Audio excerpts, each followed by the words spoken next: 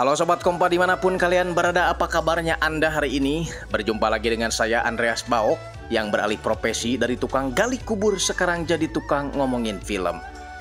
Film yang akan saya rangkum kali ini menceritakan tentang seorang polisi yang rela masuk ke geng Yakuza demi memberantas premanisme. Lalu mampukah dia menjalankan tugasnya dengan baik? Daripada banyak spoiler di awal, mendingan kita langsung tonton aja ceritanya seperti apa. Tapi sebelum itu seperti biasa, saya mau ingetin kalian agar makan permen terlebih dahulu sebelum nonton. Biar sehancur-hancurnya muka kalian, sepahit-pahitnya hidup kalian, tapi setidaknya mulut kalian tetap manis.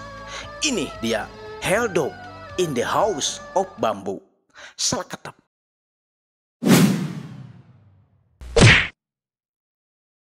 Di awal film kita akan bertemu dengan seorang pria yang terlihat memasuki kawasan hutan.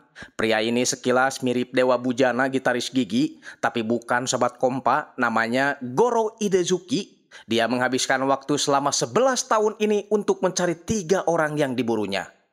2 orang berhasil dibunuh.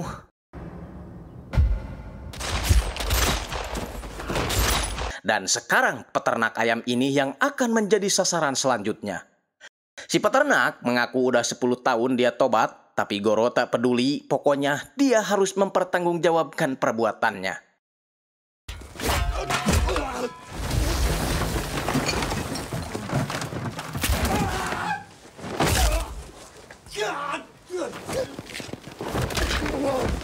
Setelah misinya selesai, Goro langsung terduduk sambil mengingat perempuan penjaga minimarket yang merupakan kekasihnya. Dan ternyata dulunya Goro merupakan seorang polisi. Untuk mempertanggungjawabkan semua perbuatannya, Goro langsung menghubungi pihak kepolisian sembari mengenang kejadian 11 tahun silam. Jadi waktu itu, pacar Goro, kita panggil aja Iis, memberitahu 2 temannya bahwa dia akan pergi ke bioskop bersama Goro. Namun tiba-tiba 3 orang perampok datang membunuh 1 ibu-ibu staf minimarket termasuk Iis dan 2 temannya. Goro yang baru tiba di TKP sangat murka dan inilah penyebab kenapa Goro membalas dendam kepada 3 orang perampok itu.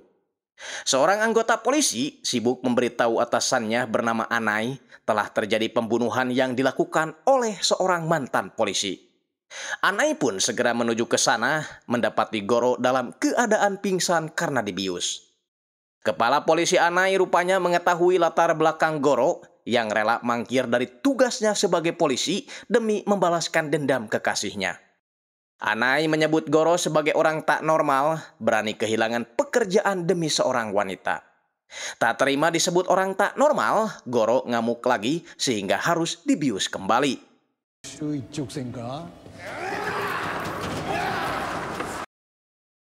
Bangun-bangun dia sudah berada di atas kasur dengan banyak foto di depannya. Anai dari reserse kepolisian Metro Tokyo berjanji akan membebaskan Goro dari hukuman asalkan Goro bersedia menjadi agen rahasia menyusupi geng Yakuza terbesar di Jepang, yakni Tosokai. 4 tahun lalu pimpinan kelima mereka tewas dan terjadi perebutan kekuasaan antara keluarga Kozu dan juga Expel. Keluarga Kozu akhirnya berhasil memenangkan perselisihan dan duduk sebagai pimpinan selanjutnya. Namun itu tak lama karena pimpinan ke-6 juga harus tewas dibunuh sebelum mengadakan acara rapat. Yang paling mengejutkan, pimpinan ke-7 tidak jatuh kepada para senior geng seperti Toki, Bir, ataupun Kuzi, melainkan kepada sekretaris pimpinan ke-6 yakni Toake. Para prajurit geng Tosokai, sering disebut Helldog, mereka berlatih Muay Thai di Thailand, dipimpin oleh seorang pemuda bernama Slick. Geng Tosokai juga punya banyak bisnis di luar negeri, terutama di Uganda, yakni perburuan gajah untuk diambil gadingnya. Anai menganjurkan Goro agar mendekati Muro terlebih dahulu. Dia adalah wakil pimpinan pasukan di bawah komando Slick. Menurut Anai, Goro akan cocok dengan Muro daripada Slick karena sama-sama suka bekerja daripada berebut jabatan. Pokoknya, Goro harus mencuri perhatian dan mendapat jabatan setinggi-tingginya di geng Tosokai. Dan mulai detik ini, Goro akan berganti identitas menjadi Katenaka alias Tak. Nantinya, Goro akan bertemu dengan seorang perempuan yang akan membantunya juga. Singkatnya, 1 tahun kemudian, Goro atau Tak bisa masuk ke geng Tosokai dan bisa akrab dengan Muro sesuai dengan yang diperintahkan oleh kepala polisi Anai. Sekarang, mereka ditugaskan geng untuk membunuh para petinggi keluarga Expel yang dianggap akan menjadi ancaman ke depannya buat geng. Tak lalu mengeluarkan alat perangnya serta kantong mayat buat jaga-jaga. Sembari menunggu targetnya yang belum datang, mereka berdua memutuskan untuk melakukan pemanasan terlebih dahulu.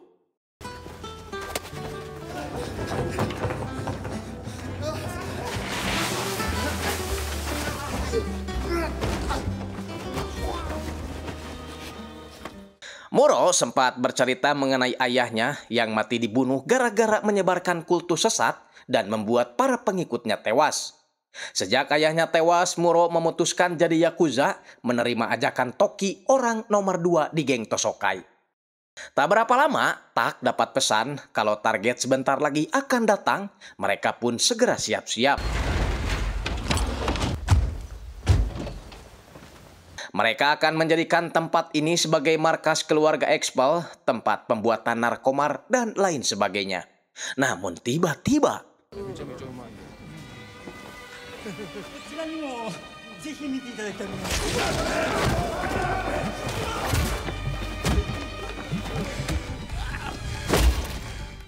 mereka lalu membungkus mayat-mayat tersebut, menaikkan ke dalam mobil untuk dipindahkan.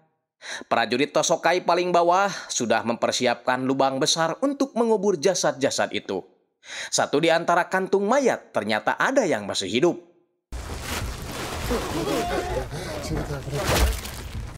Muro sempat protes karena lubang yang dibuat terlalu kecil, mengancam akan mengubur mereka hidup-hidup jika melakukan kesalahan lagi.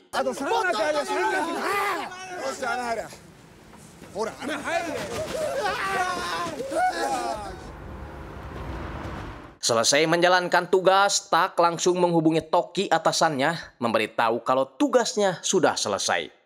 Toki yang biasa dipanggil ayah sangat senang mendengarnya, memperbolehkan Tak jika dia ingin liburan. Toki memiliki istri yang sangat pengertian, namanya Emiri. Setiap hari dia selalu menyuntikkan vitamin dan menyanyikan lagu untuk suaminya. Dan Tak selalu melaporkan kegiatannya kepada Anai di tempat rahasianya. Besoknya, Tak dan Muro kembali ke markas, tapi mereka kesulitan masuk karena sandi pintunya sudah diganti. Dan saat pintunya dibuka,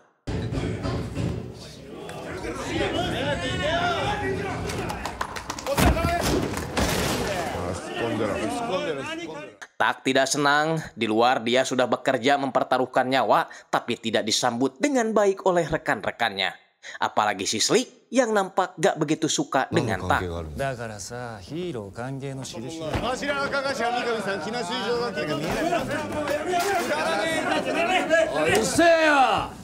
Ya, Toki kebetulan ada di sana juga. Dia sedang asik nyukur baok, tapi terganggu oleh keributan tersebut.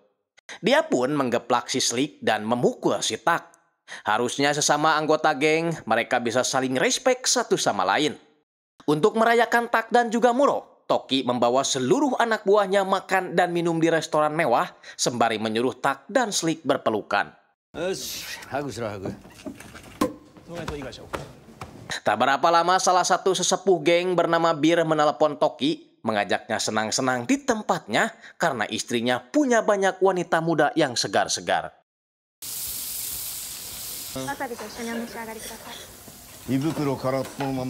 Selesai makan, Tak pamit kepada Toki, katanya dia ingin pergi ke panti pijat saja daripada main-main sama wanita. Begitu juga dengan Muro. Dia kembali masuk ke dalam menemui teman wanitanya bernama Ana. Tak masuk ke sebuah panti pijat mencari terapis bernama Noriko. Sedangkan Muro mengantar kekasihnya janjian ketemu temannya bernama Nobana. Ini dia Noriko, anggota kepolisian yang menyamar jadi seorang terapis pijat. Noriko mewanti-wanti Tak agar tidak terlalu banyak minum tuak karena sebagian besar para Yakuza lipernya rusak gara-gara banyak minum tuak. Mereka selalu bertukar informasi melalui sebuah kode atas arahan kepala polisi Anai. Dari sini kita jadi tahu bahwa Noriko rela menjadi agen rahasia gara-gara anaknya tewas oleh geng Tosokai dan dalang dibalik kematiannya adalah Kuzi, penasehat utama di geng tersebut. Tak berapa lama, Tak dapat telepon dari Toki menyuruhnya agar datang ke tempatnya 30 menit lagi. Tak agak khawatir karena tak biasanya Toki menyuruhnya datang selarut ini. 出ることはないね。99.9の痛みだから。あんたは大丈夫だよ。Emiri memberitahu setelah Tak membunuh 3 keluarga Expel, masih ada 2 orang lagi yang harus Tak singkirkan, terutama si George yang kini masih berada di luar negeri. Toki menawari Tak pekerjaan baru, yakni menjadi pengawal utama pimpinan. Toki akan mencalonkan Tak dan Muro sebagai 2 orang terbaiknya, hanya saja pastinya ada ujian berat yang harus Tak hadapi. Setelah itu, Tak pulang ke rumah, tak lupa memberitahukan perkembangan penyamarannya kepada kepala Anai. Namun ketika akan tidur, dia mendengar ada suara seseorang masuk. Setelah diselidiki, rupanya itu Emiri, istri si Toki yang kegatelan pengen dilentud sama si Tak. 午前3時から5時間フリータイムって言って大丈夫。 Setiap 1 minggu sekali, Noriko punya jadwal untuk memijat Kuzi, penasihat geng Tosokai, yang tidak lain adalah target utama Noriko. Untuk sementara ini, Noriko berusaha profesional aja, menunggu waktu yang tepat untuk membunuhnya. Hari ini akan ada ujian pengangkatan, memilih 2 orang yang pantas untuk dijadikan pengawal pimpinan. 改めて紹介しとくよ。うちんとこの金だから。こっちはヘルドックスのせいだ。 Tak dan Muro lolos dari ujian pertama. Bir memberitahu pimpinan bahwa ujian pertama telah selesai. Dan inilah pimpinan geng Tosokai, namanya Toake. Para peserta diberi rompi anti peluru dan Toake terlihat mengeluarkan pistol yang berada di dalam kanjut kundang. Lalu setelah itu, ya, meskipun memakai rompi anti peluru, tapi tetap saja sakit, tak jauh beda dengan ditubruk domba. Para peserta harus segera bangun, lalu mengalahkan lawan-lawannya.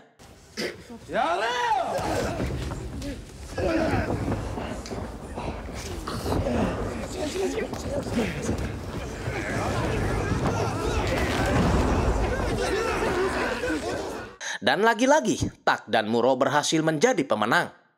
Mereka pun dibawa Bir ke atas untuk pengenalan lapangan. Setiap hari mereka diwajibkan memakai rompi anti peluru, tidak boleh berpenampilan seperti preman, dan harus selalu wangi karena pimpinan tak suka dengan orang yang bau kelek. Mereka akan bekerja 2 shift, Tak dan Muro ada di shift B, dan 1 shift lainnya diisi oleh pengawal lain. Setelah itu, mereka dibawa masuk ke ruang pimpinan, di mana si pimpinan menguji keduanya dengan sebuah kasus yang terjadi akhir-akhir ini. Dia berkata ada seorang gadis 7 tahun diperkosa lalu dibunuh, tapi hakim tidak menghukum mati pelaku gara-gara pelaku itu sudah menyesali perbuatannya. Jika mereka berada di pihak keluarga korban, apa yang ingin mereka lakukan? Tak menjawab bahwa dia akan memburu pelakunya.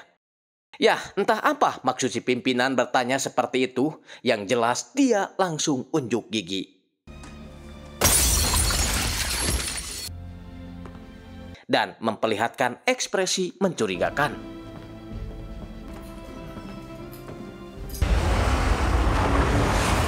Tugas pertama Tak dan Muro adalah mengantar Toake si pimpinan pergi menemui orang Tiongkok, membicarakan tentang bisnis jual beli gadingnya yang mengalami penurunan.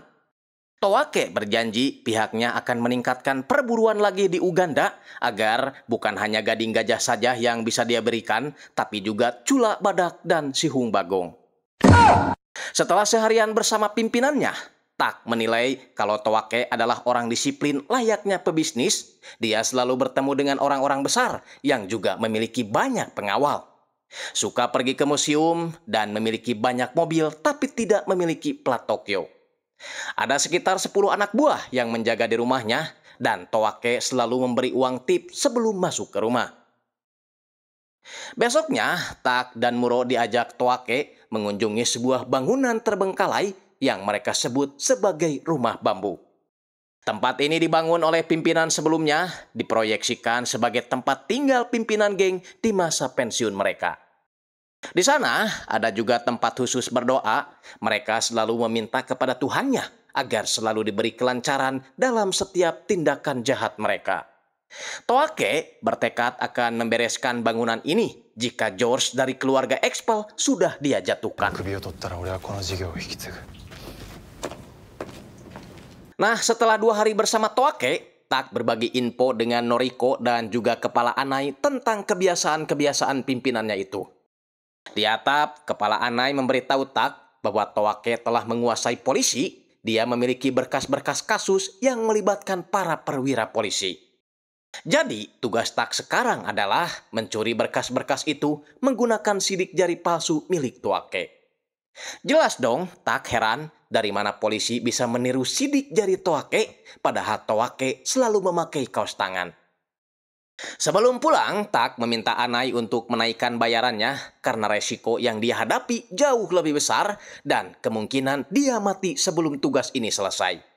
Anai merasa heran kenapa uang si Tak selalu cepat habis padahal gengnya sudah menjamin kehidupannya. Beralih ke Muro, dia diajak kekasihnya Ana nongkrong bersama teman-temannya. Selain ngobrol biasa, main kartu, dan lain sebagainya, ada momen ketika mereka saling curhat satu sama lain. Menariknya, hampir semua orang yang ada di sini merupakan keluarga korban 11 tahun silam. Seperti wanita bernama Nobana ini, dia adalah anak ibu-ibu staf minimarket yang tewas ditembak perampok. Dia mengaku hampir setiap 2 bulan sekali mendapat kiriman uang sebanyak 200.000 yen. Dalam amplop itu ada tulisan kalau pelaku sudah membayar perbuatannya dan pengirim uang tersebut berinisial GI. Mungkin inilah alasan kenapa uang Tak selalu cepat habis karena selalu dibagikan kepada para keluarga korban. Lanjut, Nobana pernah menanyakan hal ini kepada keluarga korban lainnya dan mereka juga mengaku mendapatkan hal serupa dari inisial GI. Menurut rumor, GI itu adalah Goro Idezuma, seorang polisi yang rela menghabiskan waktunya untuk memburu para pelaku penembakan. Di mana dari 4 korban yang tewas itu, salah satunya merupakan kekasihnya. Muro terlihat sangat kagum sekali dengan cerita itu dan mengubah pandangannya terhadap polisi. でもさだとしたらだっていやいや人かっこいいっ殺しててんでしょ。 Kembali ke Tak setelah keluar dari tempat pijat, dia berjalan kaki menyusuri jalanan Shinjuku yang dipenuhi oleh para wanita jadi-jadian.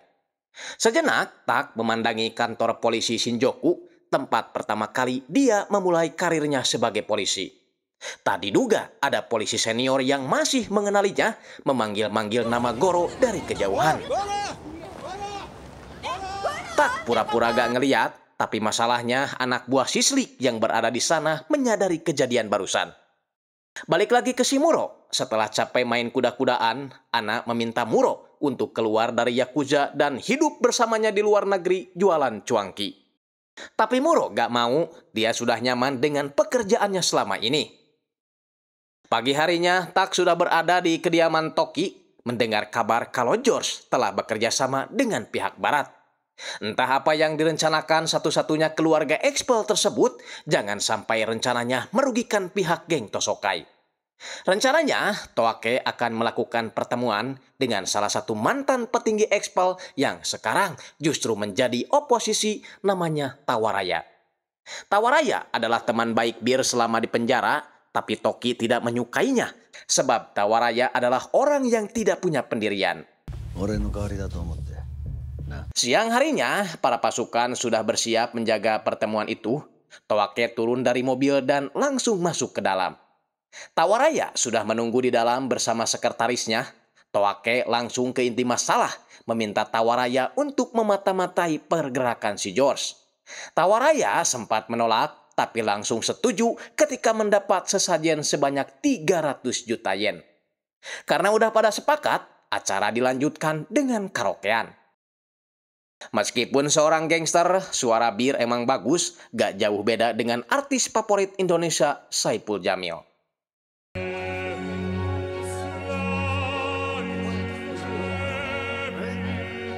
Di saat yang lain pada sibuk dengan cewek-cewek, Tak fokus pada seorang cewek bernama Luka yang terlihat mencurigakan. Tak bertanya apa pekerjaan Luka sebelum dia kerja di tempat ini, Luka mengaku sebagai pegawai kantoran. Tak lalu mengambil minuman yang dituangkan Luka untuk Toake, kemudian menyuruhnya meminum minuman tersebut. いいから飲めよシラフ毒味しろって言ってんだ。 Toake menjelaskan kalau tangan wanita ini terlihat ngebagel atau kapalan seperti orang yang udah terbiasa memegang senjata. Tak yakin kalau wanita ini sedang menyamar. Dan benar saja saat disuruh minum, Luka malah membuang minumannya, tanda kalau Luka memang seorang asasin.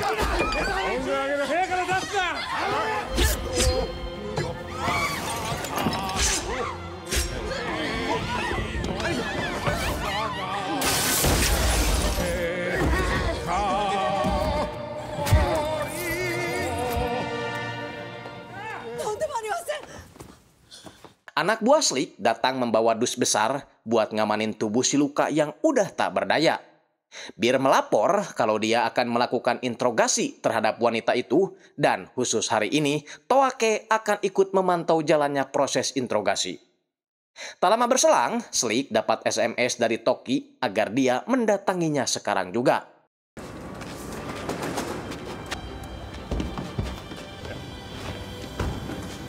Tiba di gudang, Toake menyuruh Tak dan Muro untuk mengawasi CCTV.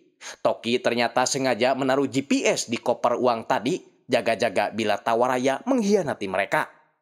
Muro menjelaskan kalau gudang ini adalah tempat menyimpan semua barang-barang, mulai dari narkomar, barang selundupan, dan hewan-hewan ilegal. Karena bosan, Muro akan bergabung dengan Bir melakukan interogasi terhadap wanita asasin itu. Tapi sebelum melakukan interogasi, mereka sama-sama unjuk kebolehan terlebih dahulu. Beda halnya dengan Toake, tanpa banyak bacot, dia langsung memeriksa leher si Luka dan menemukan sebuah alat pelacak di lehernya. Dan benar saja, dari kamera CCTV terlihat ada beberapa orang yang sedang menuju ke gudang. Slick dan yang lainnya segera membawa anak buahnya pergi ke gudang, begitupun dengan Tak yang membekali dirinya dengan senjata.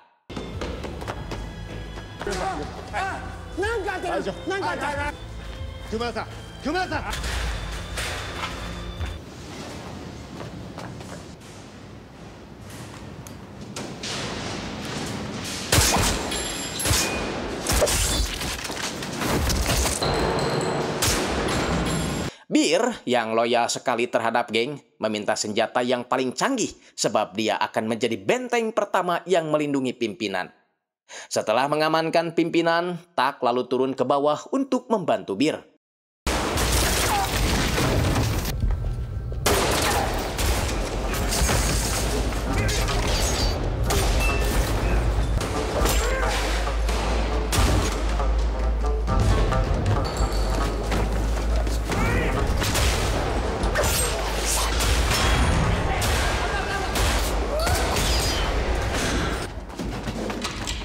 Sedangkan Toki, Kuzi, dan sebagian pasukan akan berangkat menuju kediaman rahasia Tawaraya yang sudah mengkhianati mereka.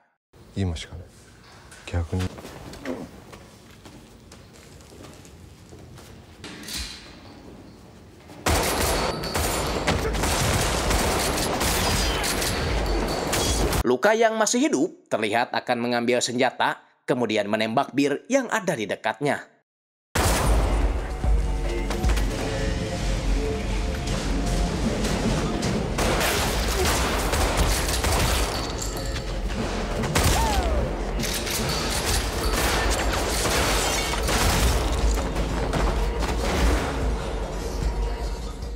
Meskipun dalam kondisi sekarat, Bir terlihat masih tetap menanyakan kondisi pimpinannya. Toake sangat terpukul melihat Bir sudah tewas tak bernyawa. Slick yang baru datang ke sana mengajak Tak dan Muro untuk ikut ke tempat lain karena Toki membutuhkan mereka berdua. Di perjalanan, Muro menyuruh si supir agar tidak terlalu kencang membawa mobilnya karena dia tak mau berurusan dengan polisi. Dia mengaku respek setelah mendengar cerita dari teman-teman pacarnya. tentang seorang polisi yang menghabiskan waktunya selama 11 tahun untuk mencari perampok yang membunuh 3 gadis dan juga ibu-ibu staf minimarket. Bahkan polisi bernama Goro Idezuki itu memberikan uang kompensasi setiap 2 bulan sekali kepada keluarga korban.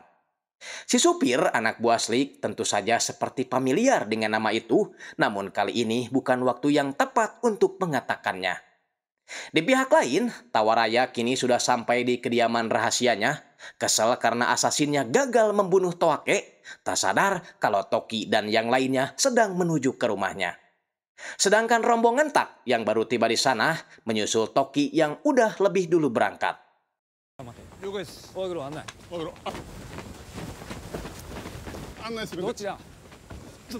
Rombongan Toki kini sudah berada di depan kediaman Tawaraya dan siap memberikan perhitungan.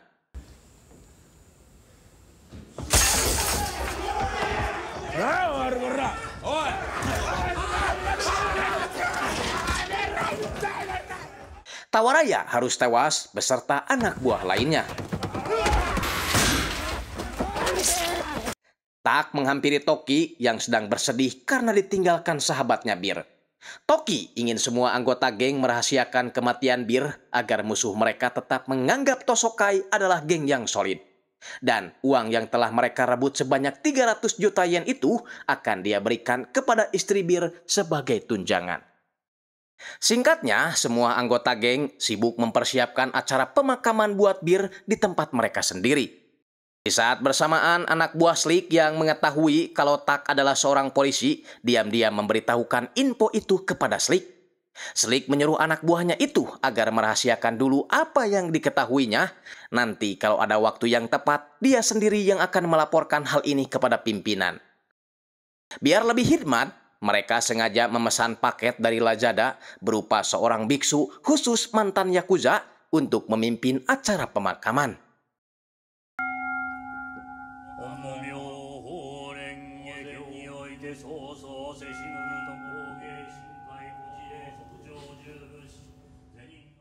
Setelah melakukan makan bersama, geng membahas tentang tugas sekretaris yang ditinggalkan mendiang Bir. Tanpa pikir panjang lagi, Toki langsung memberikan tugas itu kepada Tak, membuat Slick tambah sirik. Toki langsung mengajak pimpinan keluar ruangan, sekalian mengajak Tak untuk melakukan tugas pertamanya.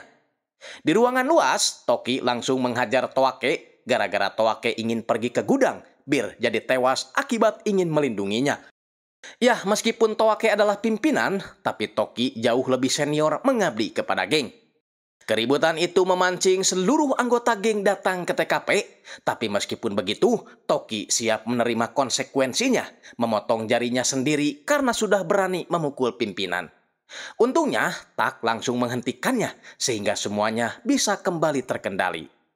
Emiri ingin mereka kembali ke ruang duka karena acara masih belum selesai.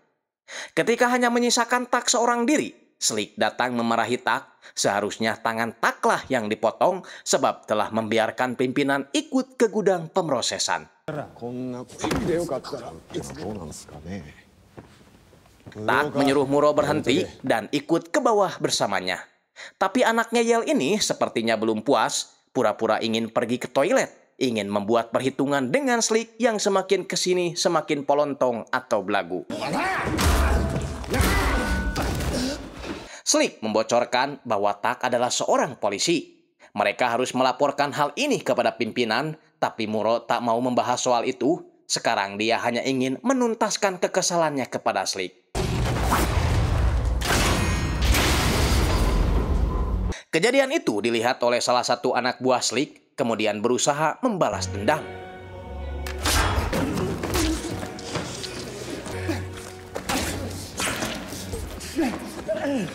Tak yang merasa ada yang tidak beres terpaksa meninggalkan acara.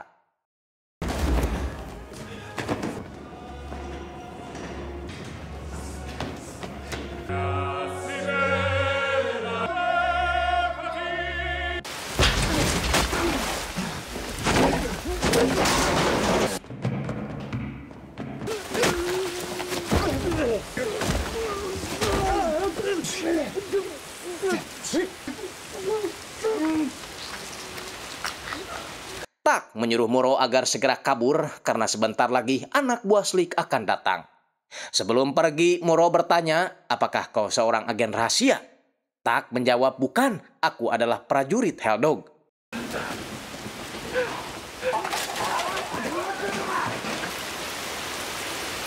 Besoknya, Muro sudah berada di kediamannya sambil terus memikirkan tentang Tak yang merupakan seorang polisi. Tak sendiri kini jadi sasaran anak buah si Slick setelah mereka gagal membunuh Muro. Tapi sayangnya, mereka salah orang karena Tak bukan orang sembarangan.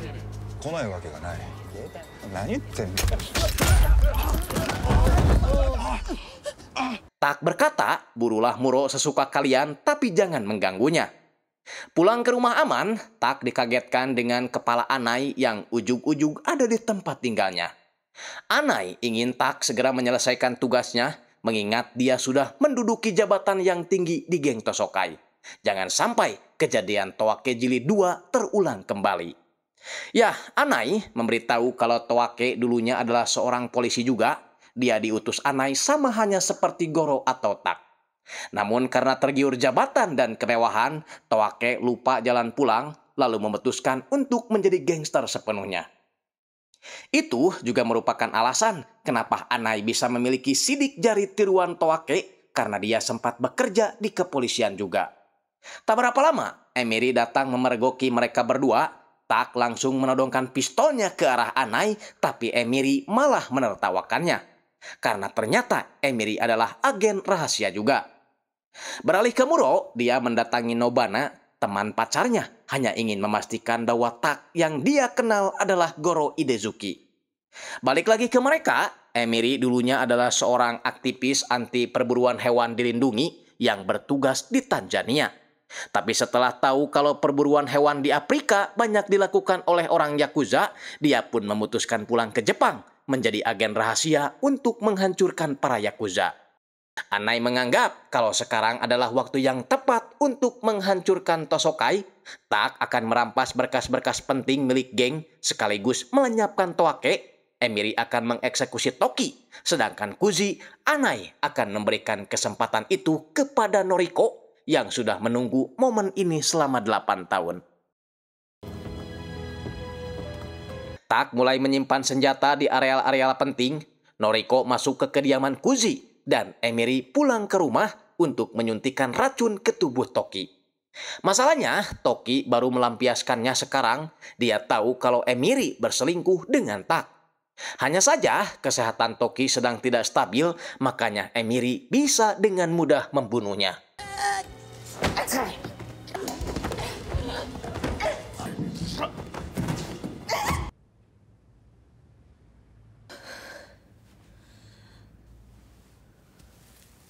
Kita ke Noriko, dia sempat bertanya kenapa Kuzi tega membunuh anaknya. Kuzi menjawab bahwa anak Noriko terlibat perselisihan dengan cucunya. Kuzi seperti tak ingin membahas soal itu, toh dia juga sudah membayar uang kompensasi. Noriko kemudian mengeluarkan senjata pusakanya, lalu setelah itu. Itadakimashita. Setelah itu, Noriko pergi dengan terburu-buru sebelum anak buah Kuzi menyadari kematiannya. Sementara itu, Tak membagikan uang kepada 2 pegawai wanita agar mereka bisa melakukan makan siang di luar. Setelah itu, dia mendekati 2 pengawal pimpinan untuk mencari gara-gara dengan mereka.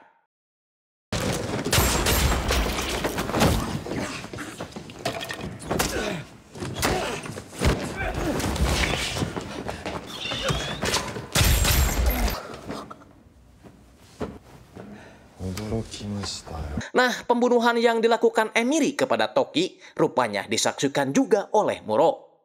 Muro sempat ingin membunuh Emery, tapi Emery keburu membuat pengakuan jika dirinya adalah kekasih Tak. Artinya, jika Muro membunuhnya, maka Muro akan mati juga di tangan Tak. Balik lagi ke Tak, setelah membunuh 2 pengawal pimpinan, dia lalu masuk ke ruangan Toake. Di luar dugaan, Toake langsung menceritakan tentang dirinya yang dulu merupakan anggota kepolisian. Namun karena mampu membuat geng ini berkembang pesat, dia malah dipercaya untuk menjadi pimpinan ke-7 di geng. Nah, karena dulunya Towake adalah seorang polisi, maka sedari awal dia sudah menyadari kalau Tak adalah seorang polisi juga. Tapi dia gak peduli soal itu, dia yakin jika Tak bersedia melepaskan statusnya sebagai polisi dan mau bergabung dengan geng secara utuh, maka Jepang akan menjadi milik mereka berdua. Namun Tak menolak, dia justru ingin segera menyelesaikan tugasnya.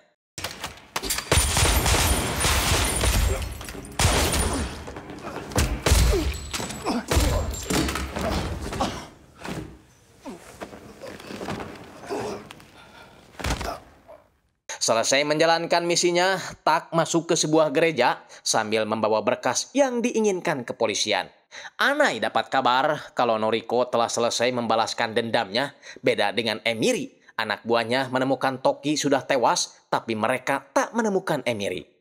Tak berselang lama, Muro melakukan video call, menyuruh Tak datang ke rumah bambu untuk menyelamatkan Emiri.